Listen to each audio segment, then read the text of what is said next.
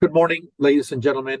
My name is Tony Payan. I'm the director of the Center for the United States and Mexico at Rice University's Baker Institute for Public Policy.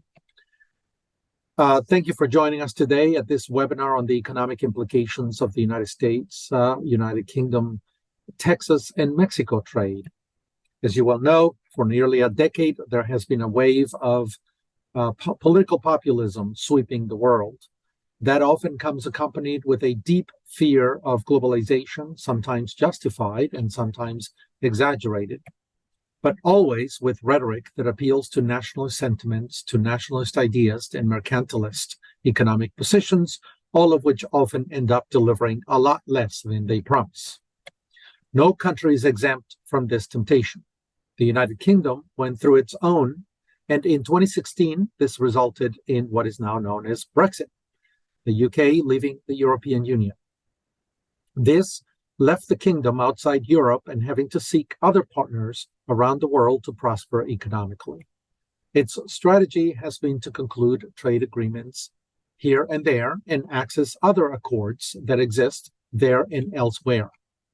Unfortunately, potential partners have their own ideas and on limits on trade, such as those that today limit our own trade expansion in the United States, or with agreements whose rules have already been put in place, and there are not very many options but to take them as they come. Thus, the United Kingdom is left with having to be as creative as possible in pursuing its trade relationships. One of those routes has been to conclude trade agreements with U.S. states in the hopes that this will give them access to the United States markets as much as possible and eventually encourage Washington to enter into a broader national agreement. To understand these options, the route the UK is taking, and the prospects of success, especially in relation to the already robust Texas-Mexico trade relationship, we've organized this program today. We hope that it will be very productive and enlighten us both on the political context that freedom faces today, and why we must continue to defend commercial activity while we pay attention to the political headwinds that we face in the way that nations and states can drive international trade from seats that are not the driver's seats. So let me introduce you our panelists today very briefly. First, we will have Professor Laurent Bartels, who is a professor of international law at the Faculty of Law at Cambridge University and chair of the United Kingdom's Trade and Agriculture Commission. We will hear from Dr. Bartels for about 7-8 minutes or so. And then right after that, we will hear from Dr. Meredith Lilly, whom we know well at the Baker Institute, as she has been here before in person. She is an associate professor of Carleton University's Norman Patterson School of International Affairs and the Simon Reisman Chair in International Economic Policy. And then last, we will hear from Dr. David A. Gantz, the Baker Institute's Will Clayton Fellow on Trade and International Economics. After that, we'll be happy to engage in conversation among us and, of course, take your questions. Let me remind you from right now that at the bottom of your screen, you'll find a particular feature that says Q&A. You may type your questions in there. I will see them on my screen, and I will bring them to the attention of our panelists at the end of their presentations. So without any further ado, let me introduce first or cede the microphones first to Professor Bartels, who is in the United Kingdom. Laurent, if I may, please, you're first. Thank you very much. It's a real pleasure to be here. I think I might set these MOUs in a political context. And then we can circle through and see what they look like from a US context. The political context is Brexit.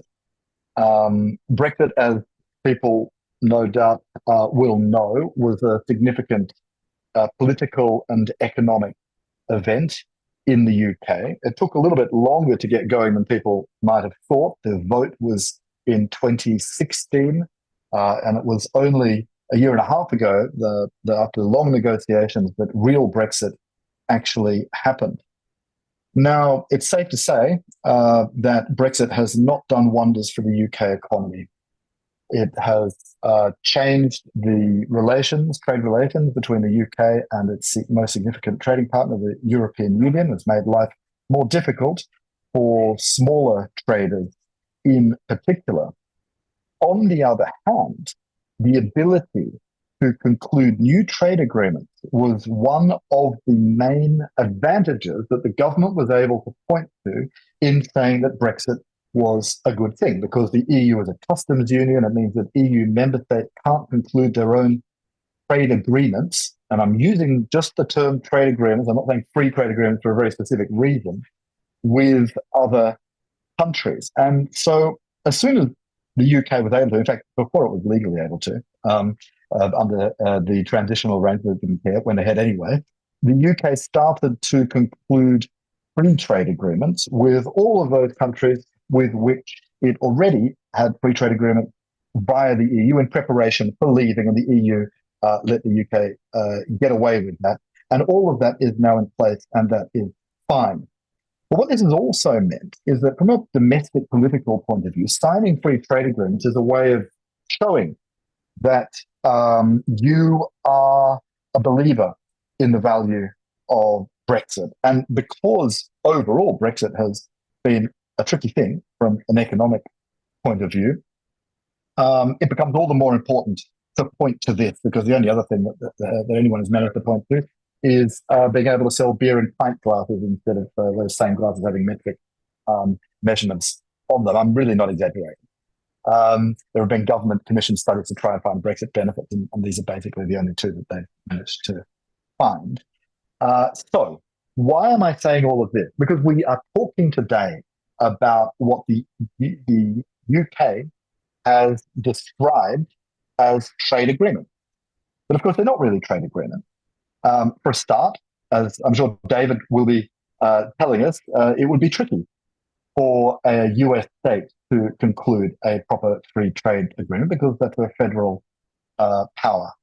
And indeed, the MOUs, which we're talking about today, could have been concluded by the UK even as an EU member state. So the reason that they are being described as trade agreements is for domestic political consumption. This is in the UK, and I'd be very interested to know how this looks from the US point of view, whether there's anything like this over there.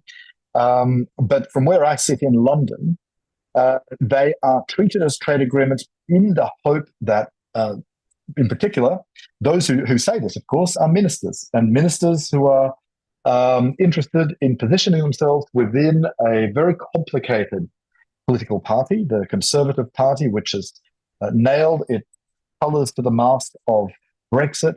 And this is what appeals to the Conservative Party base. So that is why, from our point of view in the UK, these are called trade agreements. Now, we'll get into, I'm sure, what they do and what they don't do. But let's say one thing they don't do is trade in a traditional sense. They don't do market access, and they can't do market access from, as I understand it, a US constitutional point of view. They do a lot of other things, a lot of other economic things.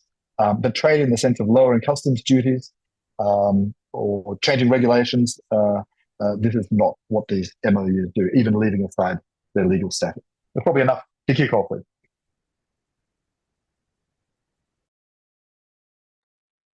Great. Thank you, Laurent. Let me now call on Professor Lilly to give us her initial remarks. Please, Professor Lilly, go ahead. So thanks very much, Tony. I was going to talk today about, I think of Canada sometimes as the triangle in the relationship between the United States and other countries as they seek to conclude trade agreements. And so I thought what might be most beneficial would be to talk very briefly about kind of a Canadian perspective on the United Kingdom joining the TPP, the CPTPP, and how Canada looks at the UK having joined with respect to others coming to join in the future, and how we think about these things with respect to our relationship with the United States, because the United States is our largest and most important trading partner. And so I'm going to provide a Canadian perspective, not necessarily the Canadian perspective. I worked for Prime Minister Harper while the TPP was being concluded in its original 12-country form. And so I think, I have a fairly clear view of what the US perspective was at that time and how it affected a member country like Canada that's very dependent on its trading relationship with the United States, as we also were seeking to diversify with other trading partners. And so, of course, we've been very happy that the UK has joined the TPP, and the UK is an important country for Canada in its own right. One of our founding countries, we're a member of the Commonwealth, so on and so on. But if I can be frank and honest, when the United Kingdom Brexited, it created a problem for us with respect to our Canada-Europe trade agreement because the United Kingdom was the largest trading partner in that agreement. And so when the United States left, we had to solve a problem. So we do have our bilateral continuity agreement that's in place, and we are negotiating a new agreement. It's different than what's being negotiated in the States because there is real market access on the table. The fact that the UK is also in TPP helps with those bilateral negotiations because both the UK and Canada have an interest and necessity to ensure that that our bilateral agreement is consistent with the TPP, and if anything, builds on the ambition that's in it. So in that respect, that's all good. In terms of the UK being in the TPP, and what I think that can mean for the broader enlargement exercise and where this all fits with the US, I think maybe what I'll do is just at this point share a couple of slides with you that show. Sorry, I'm just moving things around on my screen.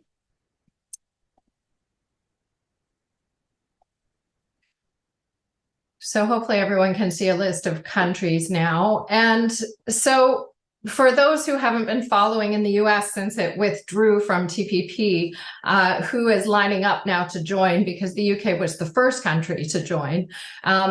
China was the first after that to seek application to join, and it did so exactly 1 week before Taiwan put its application in. So I've put those specific dates because I think it's not a coincidence that it happened in the way that it did. And then another list of countries is also formally applied to join: Costa Rica, Ecuador, Uruguay, Ukraine. South Korea, we thought was going to seek to join and has not yet completely formally applied, but we may see South Korea seek to apply at some point, as well as a couple of other countries.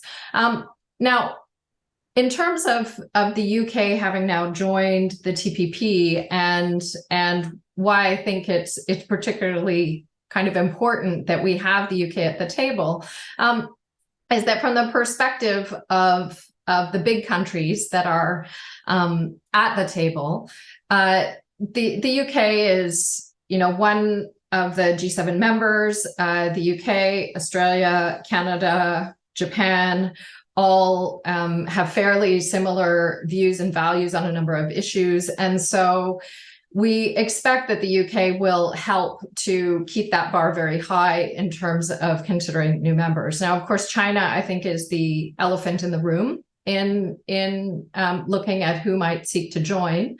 And many don't consider China to be a serious contender, despite its position that it is a serious contender. But, real questions that we ask ourselves was this a move to block Taiwan?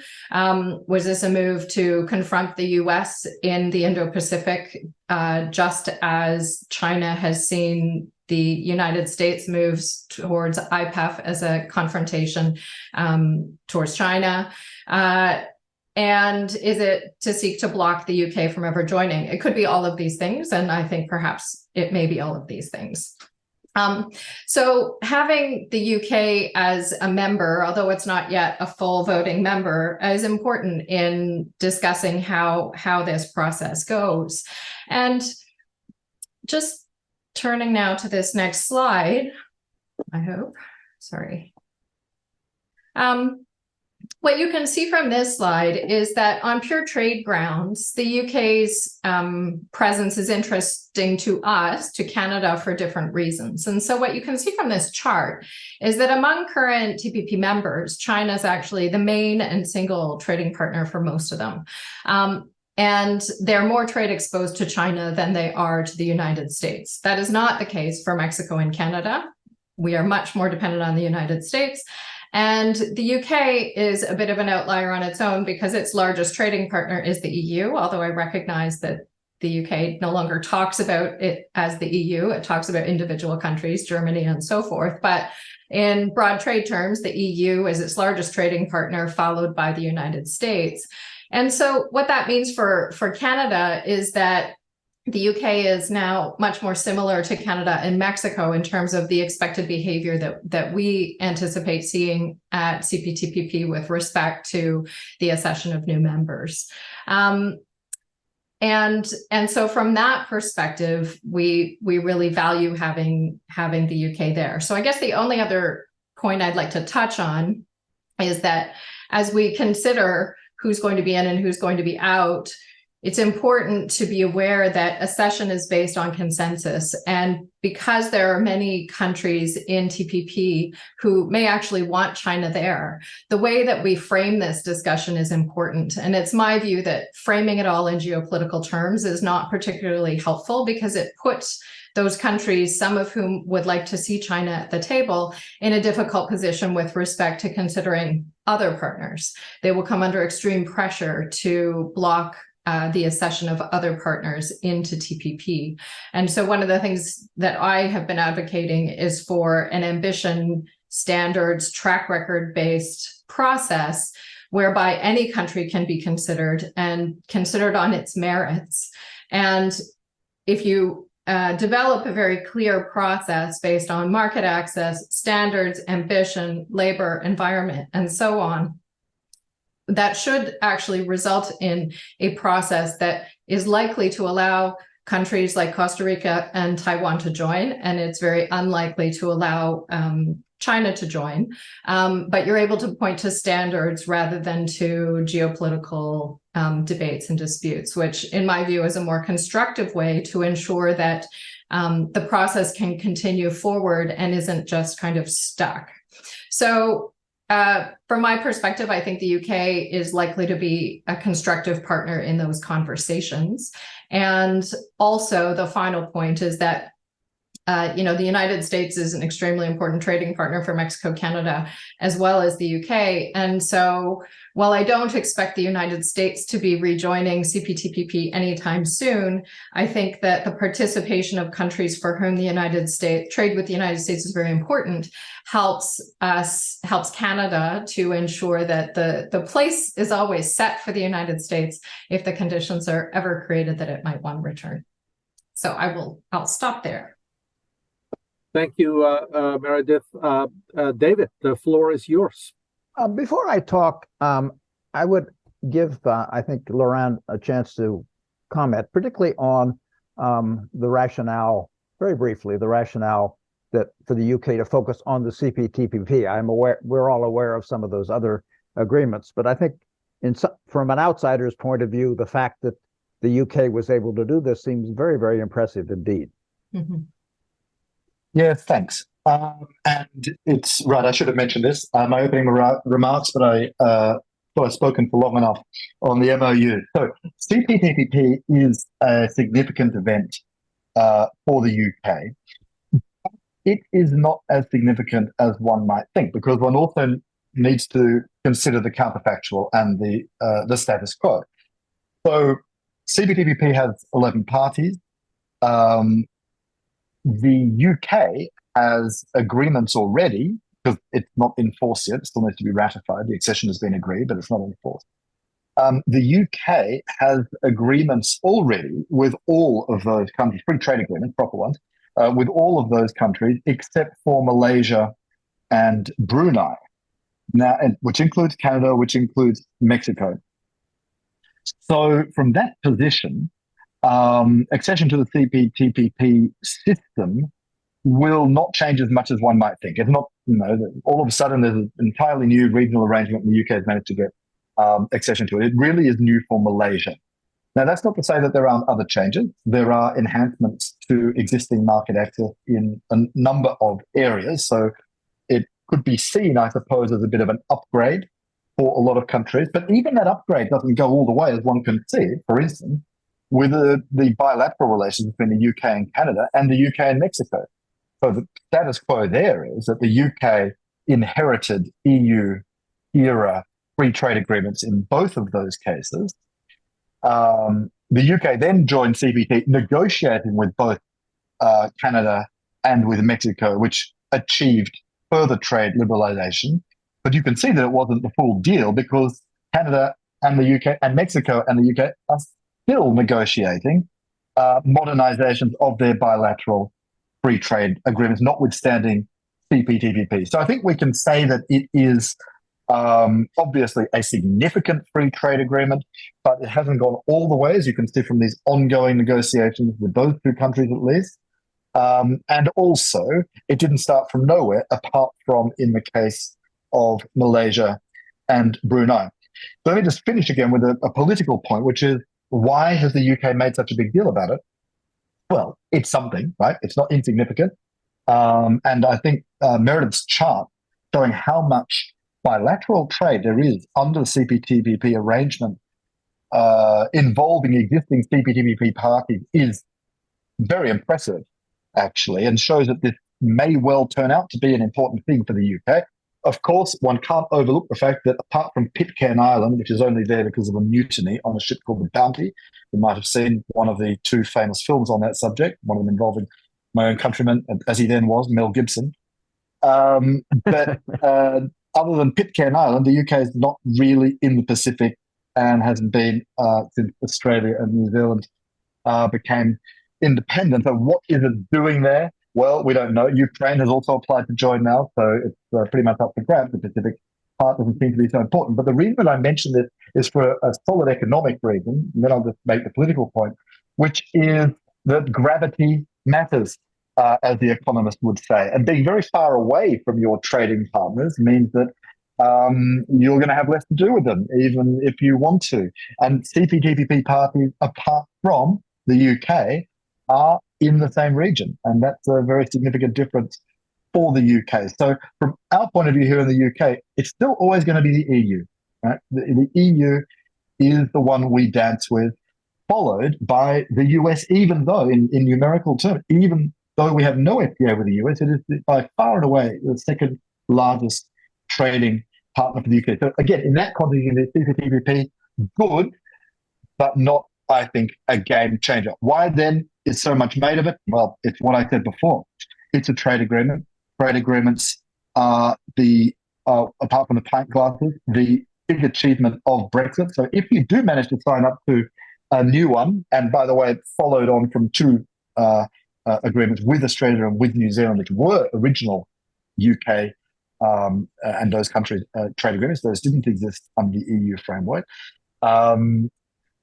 If you look at CPTPP as being a solid, good, respectable, legitimate free trade agreement, of course, from a UK political point of view, you're going to say, this is fantastic. Look what we can do. We couldn't do it while we were in the EU. Brexit is a good thing.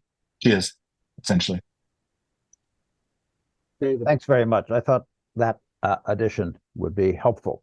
I'm going to skip the slides, but I want to look at three things. First of all, I want to look at the effect of UK accession to the CPTPP from the point of view of the US.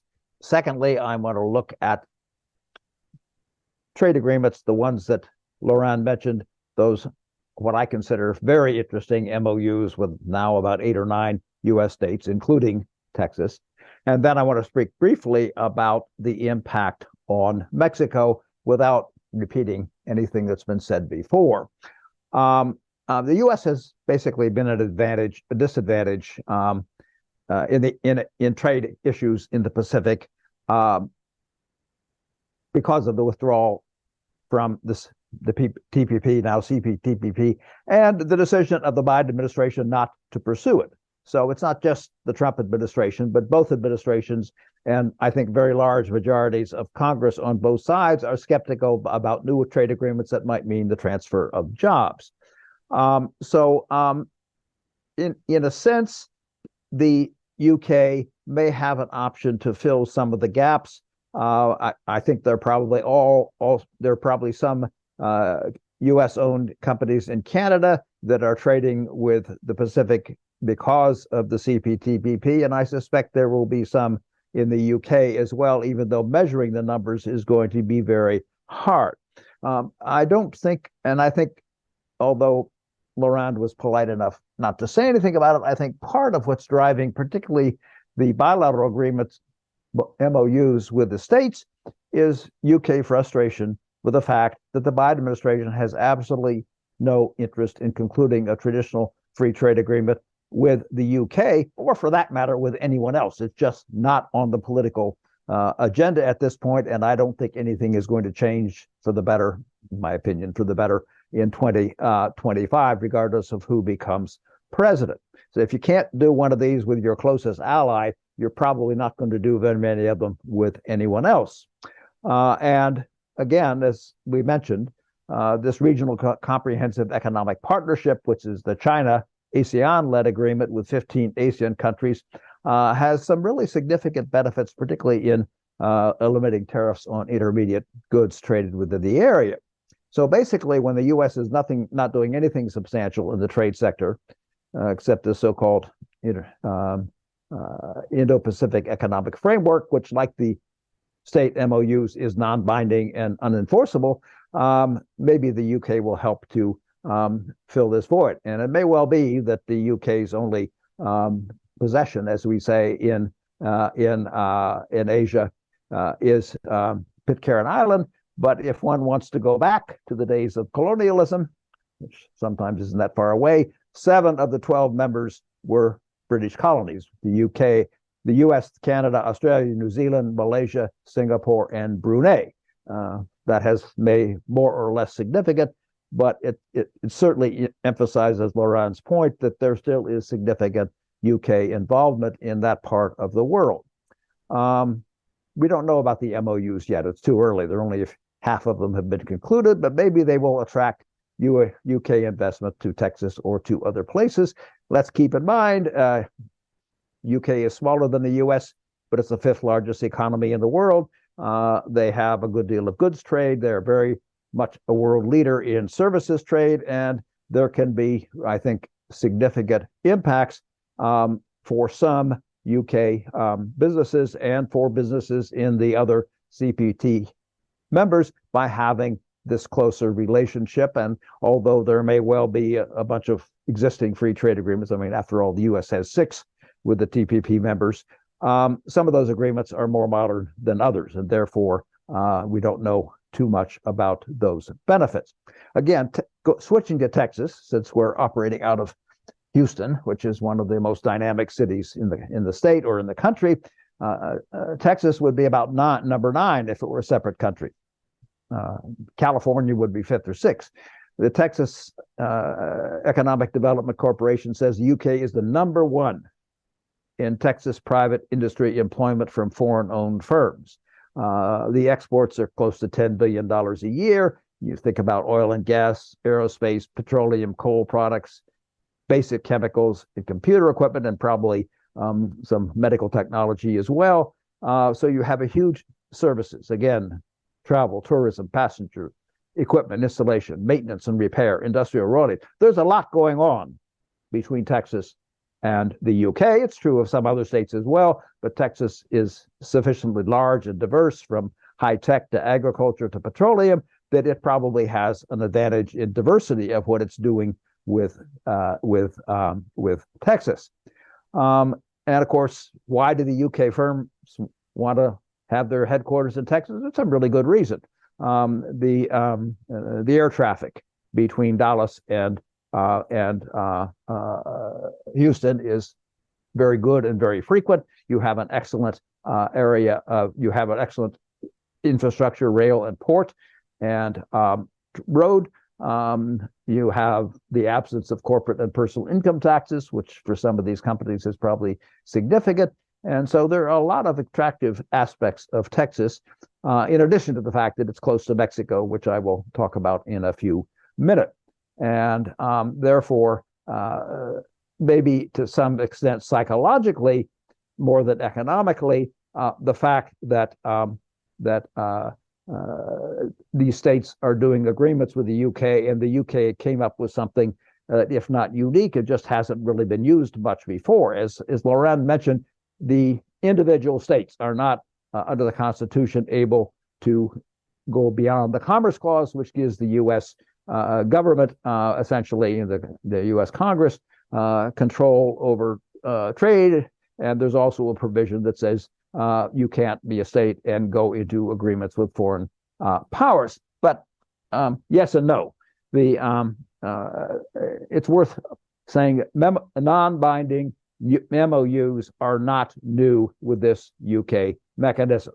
I'm more familiar in some respects with Arizona than I'm with Texas, but Arizona has at least 24 of them with Mexico. Are they important? Some more than others.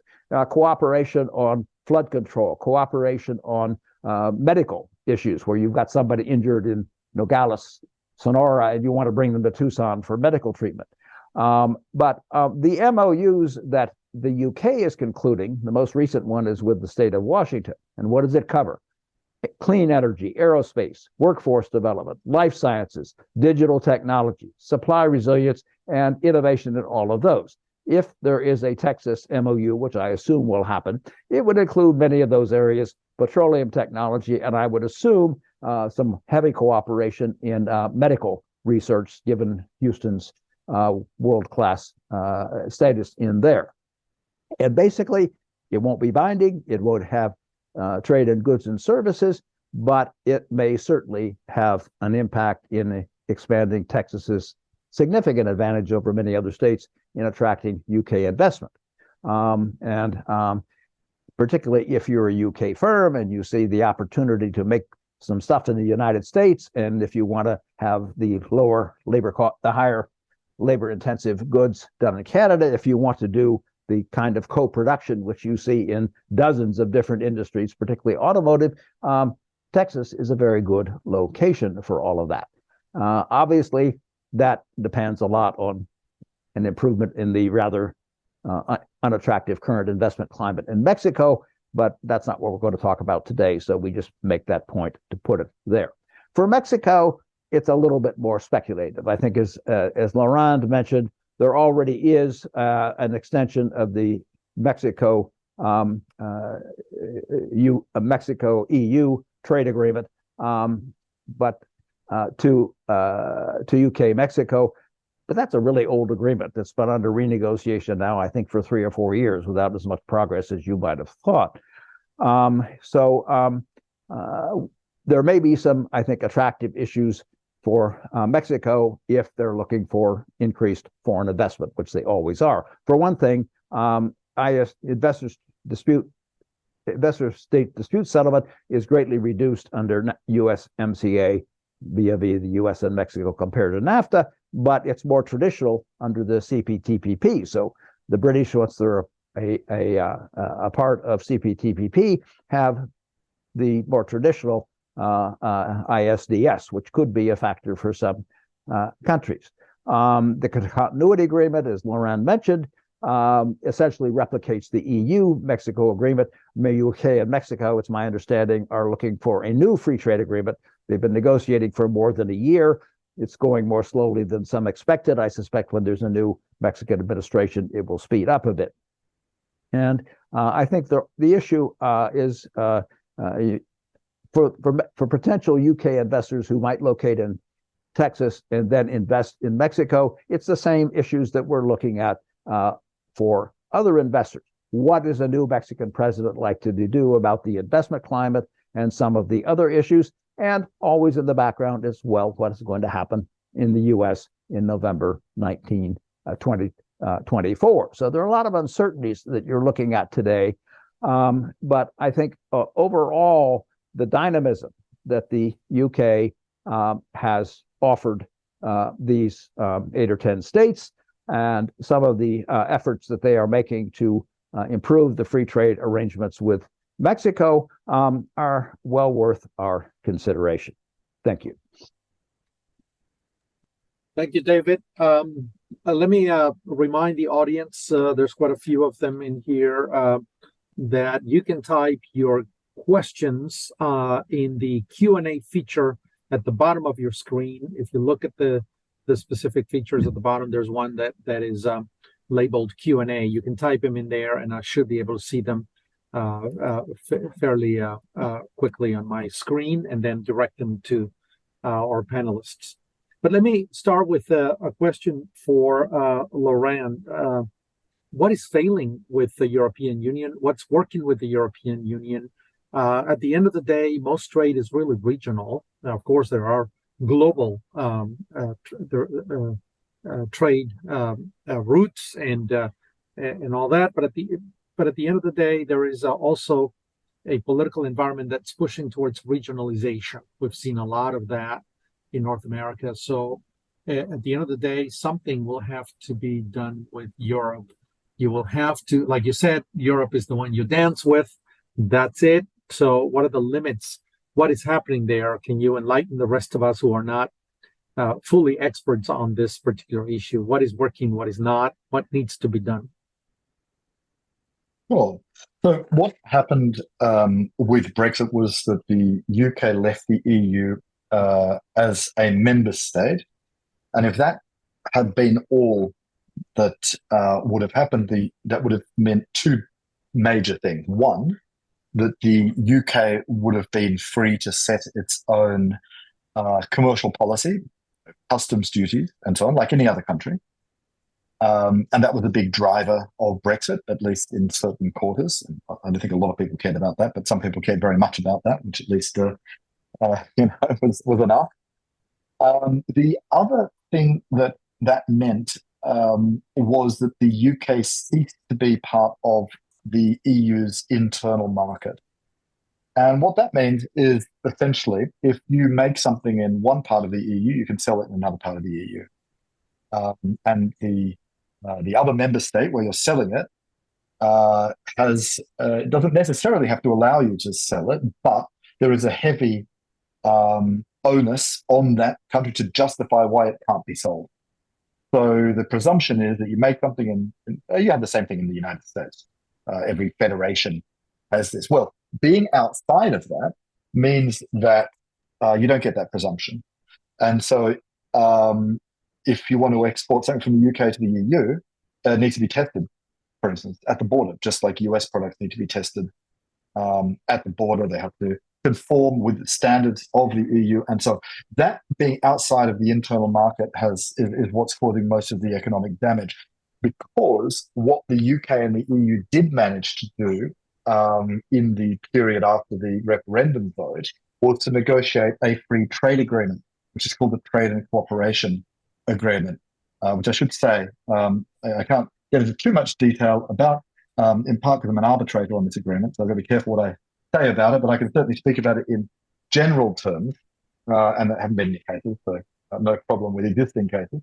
But what this is a very simple free trade agreement in one important respect, given what I was saying before, which is it provides for zero customs duties between the UK and the EU. So it deals with the duties point, but it doesn't at all deal with the internal market point. And that is a real problem, because filling in forms, going through testing procedures, and so on really chokes up trade, particularly for smaller operators, even if you don't have to actually pay any customs duties. There's no very good arrangements on sales tax, which is dealt with differently in this part of the world than it is in the US. You get rebates and so on. Within the European Union, it's quite harmonized. So being outside is a bit of a problem for the UK, but it also shows a path to the future, which I would expect over time would become less politically controversial. The memory of the awful divorce will start to fade on both sides, because it really was a very awful divorce with a fair bit of xenophobia thrown in for good measure. And I think there is room for pragmatism, agreements on actually some of the sorts of things that we see in these MOUs, actually. Just good faith expressions of cooperation, but also agreement that, probably on a sectoral basis, if you make something in one sector, it becomes easier to sell it in the EU or the UK, respectively. There are other items, I think, that will not reappear until or if the UK decides to rejoin. And the most important of those is immigration. So that was the big driver of Brexit, was the idea that was very popular in the UK, that the UK was flooded with migrants, particularly from Eastern Europe. They have actually pretty much gone. I mean, you don't see Europeans in London to nearly the same extent that you did. They're replaced by migrants from other parts of the world. The chance that will be reopened from the UK side is very slim from a political point of view. Neither of the big parties are saying that. And yet that's very important for the EU if it is going to start talking about some form of widening of the internal market to the UK. So there are some political limits on what can be done. But that's the picture, really, from the in the UK side. Yep. Meredith, I have a question for you. The slide that showed all the different countries that are seeking accession to the accord makes me think a little bit about the WTO and the creation of a parallel organization to govern trade. What is that going to do to trade governance on a global scale? What is because it looks to me like it's going to be a huge block, particularly if China comes in and a lot of other countries. And now you have countries that are not really Pacific Rim countries seeking accession to this. Why not just do it through the WTO? What's going on here? What are the opportunities for the United Kingdom? What's the role the U.S. is going to play being outside, because it has a certain gravitational pull on global trade? Can you kind of unpack that a little bit for us?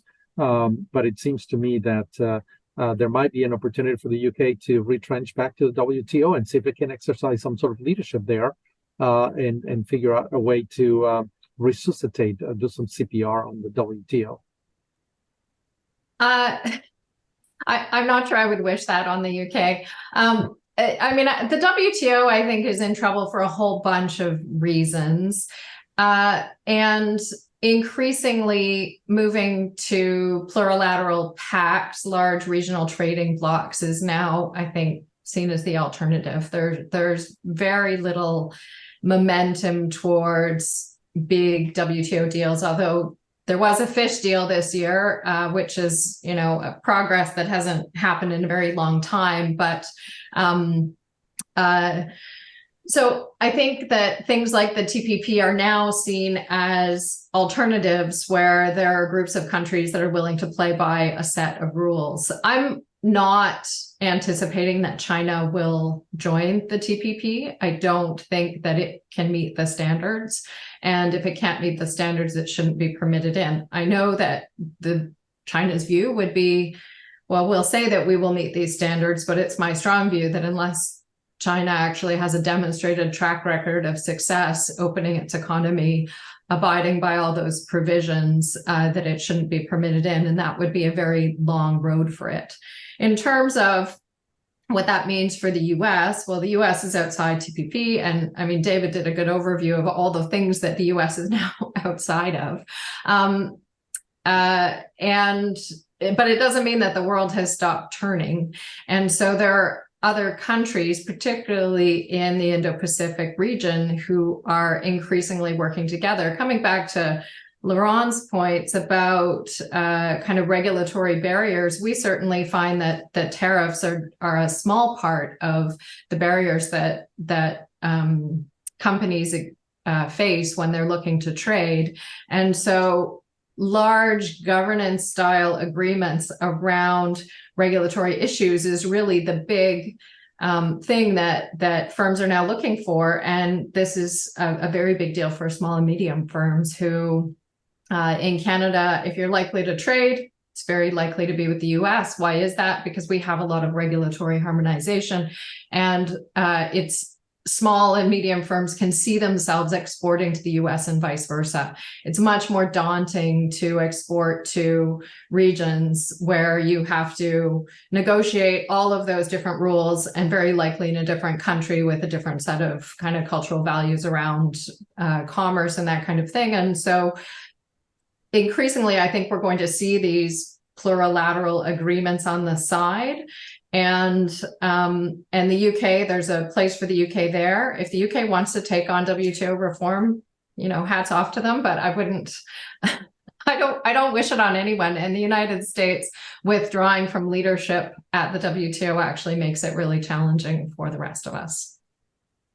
David, I have a question for you. Of course, anyone can add to this conversation. This is a conversation, but David, what are the limits to these state agreements? I mean, there's, like you said, there's an interstate commerce clause. There is Congress runs the show. There's only so much that can be done. The Biden administration is not hostile to international trade, but certainly doesn't want any more songs played in this dance. So the UK options at the state level are limited. What can they expect this to produce? And one more thing about that, because you talked about Texas. I mean, Texas is looking to attract UK investment or anybody's investment to Texas, but will Texas really use a trade agreement with the UK to invest in the UK? Maybe I need to kind of understand a little bit about motivations, because ultimately trade is about self-interest. And in Texas, if I understand, Texas trade promotion is about Texas. It's not about the UK. It's about opening the UK to Texas products, but not necessarily going to the UK. Can I get a little enlightenment from you on this? Let me start with the Texas part of it. I think, first of all, I think the MOUs traditionally, and again, they go back a long time, if they're non-binding and there's no enforcement mechanism, that sounds like a very limited agreement, but that's what the U.S. is doing in the Indo-Pacific Economic Framework. They're non-binding and there's no enforcement. So I don't think they're negligible. I don't think we know how significant they will be. I think it creates a context where it may help some Texas companies and some British companies decide to work with each other or trade with each other.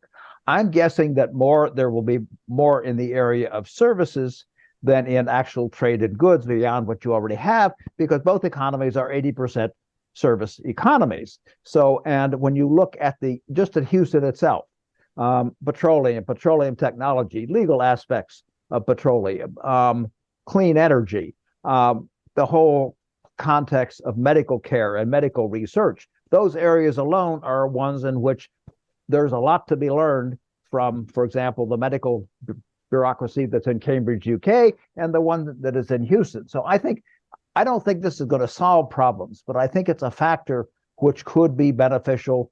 Again, I think you have to distinguish between the macro system and the micro. Macro is going to have a big impact on each economy? No, but there will be stakeholders on both sides that will figure out how to benefit. I think that's the real issue. And I think that can be done in a non-binding agreement. We don't use the term agreement in an MOU without getting into trouble with the Commerce Clause or the clause that says states may not conclude agreements or compacts with foreign powers. So I think the UK has thought about this a lot, and I don't know whether anybody in Texas has thought about it, but certainly the states of Washington and Utah and some of those which have actually signed agreements have been looking with these, and I think everybody is pretty much feeling that they can avoid constitutional issues and at the same time create a potential framework for mutual benefit.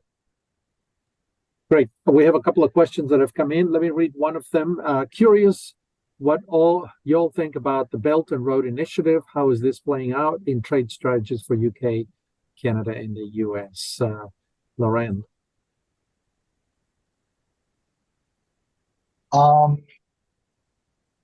The UK is not heavily engaged with Belt and Road. I think you could put this, the EU is, there are ports which are being bought up by Chinese companies. So the EU is very much part of this strategy, but that's where the belt, well, actually the road, I think, ends.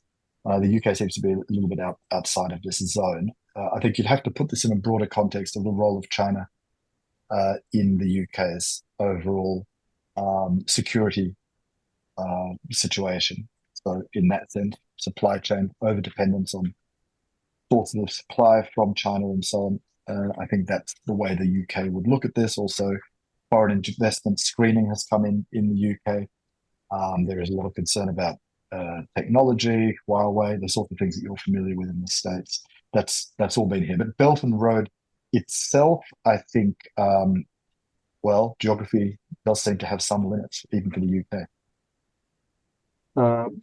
Professor Lily, Meredith, do you have any comment on this, especially because Canada is mentioned here in this question? So Belt and Road, similarly, Canada is not a major player. We are a member of the AIIB, the Asian Infrastructure Investment Bank. We suspended our involvement in that as a result of the tensions over the incarceration or the unlawful detention of the two Michaels related to the Huawei case, Meng Wanzhou. So we are not directly involved, but similar to Laurent, we think about this in terms of security frameworks. I think it's also important to think about the role of China in international development with respect to Belt and Road. There's a lot of investment sloshing around in developing countries. It's a lot easier to get your hands on some of that money than it is to jump through the hoops that countries like Canada, the UK, the United States set for developing countries to access the same kinds of capital. And so kind of the reshaping of those supply chains and loyalties and blocks is important to us, but I would not say that we have a lot of direct relationship on Belt and Road initiatives specifically. David, I have a question for you before I go to the next couple of questions on the screen. Spain has actually made quite a few inroads in trade with Latin America, and slowly it's kind of eating away, especially in the financial sector, banking, and things like that. Certainly in Mexico, in Argentina, in the old Spanish Empire, so to speak, and certainly Brazil as well. Is that an option for the UK, perhaps, to think of Latin America as Spain does, almost culturally and historically, naturally for Spain, obviously, but there is an opportunity in Latin America, not just Mexico. That's very true. I think for much of the focus in the past, when the UK was looking at the Western Hemisphere, was in the Caribbean, where you have, 14 or 15 different countries that at one point were colonies. And the UK, unless it's changed, has had a very substantial foreign aid in that area itself, and obviously with Belize as well. I don't know how much activity there has been in the banking sector or other services sector in the rest of Latin America. I don't have a good sense at all. Maybe Laurent has a better idea, but I don't know. It's like any other government. How thin are you going to spread yourself, and what are you going to focus on as the priorities? I mean, you look at the United States with a war in the Middle East, problems with China and Taiwan, with Ukraine. Are they going to all of a sudden get more involved in Latin America?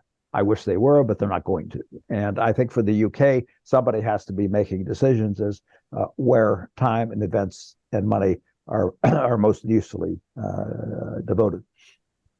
Laurent, there's a question here. Which is more likely to happen first, a UK free trade agreement with the US or with India? It's really easy. India. And that's not an easy thing. India doesn't do these things either. But they do them more than the US. So that's, as David said before, the US has no appetite for free trade agreements, probably for the foreseeable future. So we can, formally speaking, of course, as I'm sure the questioner knows, negotiations are on foot and probably hotly so. But I don't think anybody sees this happening. So India, yes, that is more likely than not to happen, although word is, 2 steps forward, 1 or 2 or 3 back, and the stance might go on for a little while, but certainly that's, if it happens, it's much more likely. Here's an interesting question. Seeing as Canada, Australia, and now the UK are party to the CTPP, how would it affect the Commonwealth of Nations? What would that open the door to would that open the door to a much larger free trade bloc in the future? Laurent, we'll start with you. Well, I'm happy to answer this question, both as someone who's lived in the UK for a long time now, but also as an Australian, as you can probably gather. No, the Commonwealth is not a free trade agreement. It's not a free trade area. It hasn't really even had, there wasn't even really a free trade area back when it was the Empire, at least not in normal sense. So, no, there's no such thing as a free trade bloc that comprises the Commonwealth of Nations. What there are, which is somewhat connected with that, and David mentioned, is close ties, economic ties between the UK and some of its ex-colonies, in particular in the Caribbean. That's explained the economic partnership agreement actually between the Caribbean countries and the EU, because that was part of the deal of the UK joining the EU. The EC that then was back in 1973, and then that's all been kept on foot, although in slightly different form, post Brexit. So those relationships continue, but there's no broad Commonwealth free trade agreement. Having said that, back to the Brexit point, there was something of a sense of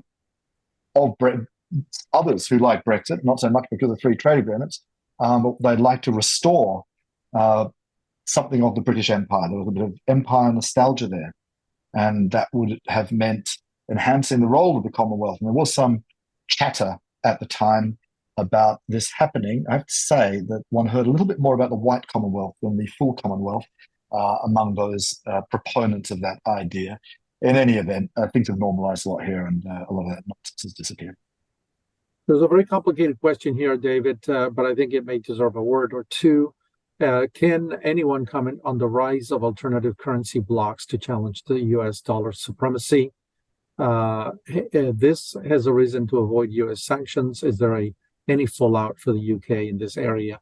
This is a really complicated thing, I know, but maybe you have something to say. I think as a good question, and there have been efforts. I noticed that some of the recent agreements between China and Russia require Russia to conduct the trade in yuan rather than dollars. I think there have been many who expect that there will be new reserve currencies, presumably the yuan, but that movement really hasn't gone very far. But I suspect Meredith knows more about these issues than I do, so I'll cede to her. No, probably not. I do a lot of work on sanctions, but the currency side of it, I haven't been following as closely. I mean, there's lots of evidence of attempts to circumvent sanctions by the US and others. The UK is a really important country, particularly with respect to sanctions against Russia. So perhaps Laurent has some thoughts, but I haven't been following closely the currency aspect. Laurent, a question about the BRICS. With the BRICS too, like CT, TPP, and all these different blocks that or kind of side agreements are going on. It's being revived. I'm not very hopeful about that. But related to the UK and its efforts to expand, is there a place in this other organization or kind of attempt at reviving this organization's power on the international arena for the UK? Sorry, can you just repeat which organization did you refer to? The so-called BRICS, which is now an expanded group. The BRICS. Well, I think Russia, India, China, all these this other group that is not the TPP. I don't think that would be a very attractive grouping for the UK to say that it is joining. Yeah, I'm not very hopeful about that either. We have a couple of minutes remaining. David, you want to say something about that? I'm a great skeptic of BRICS: Brazil, India, China, South Africa. The current 5 members have trouble agreeing that today is Thursday. And if you bring in some others, like Saudi Arabia, for example, I think they might have some interesting conventions, but I don't see it having as much. They certainly aren't going to be agreeing among themselves on a lot of issues. If you have both China and India in the same organization, that pretty much tells you the story. So I don't think it's going to be very significant what they're trying to do at the moment. It may be good for political reasons, but I don't think it's going to have much economic or overall political impact. So we were three. I mean, if I could just jump in there, Yeah. It raises another question, which I think you mentioned or asked Meredith about before, which is what the UK's whether or not leaving the I'm expanding a bit, but whether or not leaving the EU puts the UK in a position as some sort of arbiter or useful third wheel in the WTO or more generally. And I raised that question, but I can't really give a satisfactory answer because I think there is experience in both on both sides, yes and no. So starting with a negative, so I can finish on a happier note. My understanding is that the last ministerial conference at the WTO, the UK was essentially frozen out of a lot of important discussions because it just wasn't part of a serious block on the intellectual property waiver discussion. Which is not to say they weren't interested, didn't have things to say, but apparently they were just, this is hearsay from my part, I wasn't there, were not actually part of it. So that's not very hopeful. On the other hand, and another point where the UK is kind of just stuck, and it's not institutional, it's economic, is in the subsidy war between the US and the EU. They both have, relatively speaking, piles of money. The UK is completely skint. So we can't join in the war. We are reduced to begging for inclusion in these schemes, the critical minerals, UK critical minerals, increasingly treated as US and so on. There aren't very many good options, actually, for a country that is out there on its own. Having said all of that, when the UK has its credibility restored as a serious international player, and a lot of damage was done to that by Brexit, where the UK played fast and loose with international treaties, quite disgracefully so, I think I can say. But that, I think, in the long run of things, a temporary blip.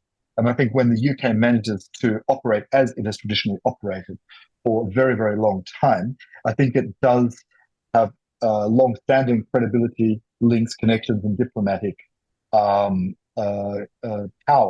to be able to operate as a bit of a linchpin between opposing forces. That is my optimism. I think at the moment, the UK is still somewhat in divorce recovery mode, and we haven't really seen too much of this positivity yet. I think it will come.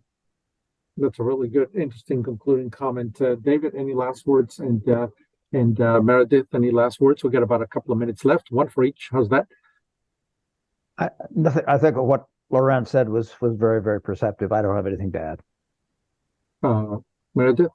I just wanted to pick up on the BRICS issue because while I agree it's not a very productive bloc working in concert in any way, I do think as some in the West start to develop more and more rules around certain parts of trade, things like the carbon clubs and the EU CBAM, which is now in pilot effect, the carbon border adjustment mechanism. I think as there are more and more rules placed around trade, we will start to see some reshaping of supply chains, and there will be countries that will choose not to participate in that kind of very heavy regulation. I don't mean Canada by any means, but I do think of countries like China and Russia and others. And as a series of separate countries with a lot of people in them, there's a lot of place to divert trade for things like dirty steel as other groups seek to reshape into clean steel blocks and so on. So while they might not be operating as a block, they're still each on their own have a lot of market influence. And so I think it's something that we have to be aware of as we push for more and more and more standards. Not everyone's going to play, and we need to keep a careful eye on that.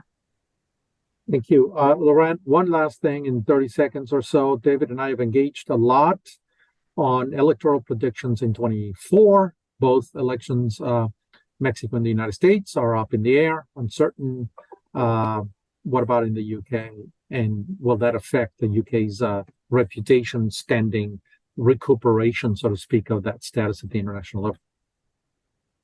Well, the two parties in the UK are the Conservatives and Labour, with a third party, relatively minor, the Lib Dems, and very minor, the Greens. Labour has been consistently 20 plus points ahead of the Conservative Party for a year at least. No one, including the Conservatives, thinks that they've got the slightest chance of coming into government. Again, the election has to take place within 1 year, pretty much from today, roughly. Traditionally, elections are held in springtime, May. There is a chance that the current Prime Minister might choose a winter election. That doesn't usually work out very well for them. But then nothing much is going to work out well for them. Unless, and if we're being crystal ball gazing here, unless the Israel-Hamas war splits the Labour Party. And that, I think, is a real risk of disruption, and something that one couldn't have predicted 2 weeks ago. That might change the calculation a little bit. Other than that, Labour is a sure bet. It sounds like for several reasons, elections in Mexico, the US, the UK, and who knows, in Canada, we may have to meet again in a few months, maybe a year, and see where we are past the US election in November, and figure out what is going to happen with international trade. Well, I thank you, David, Meredith, Laurent, for your attendance here today for this interesting conversation. I thank our audience for joining us today. Again, my name is Tony Payan. This is the Baker Institute, and thank you for your attention.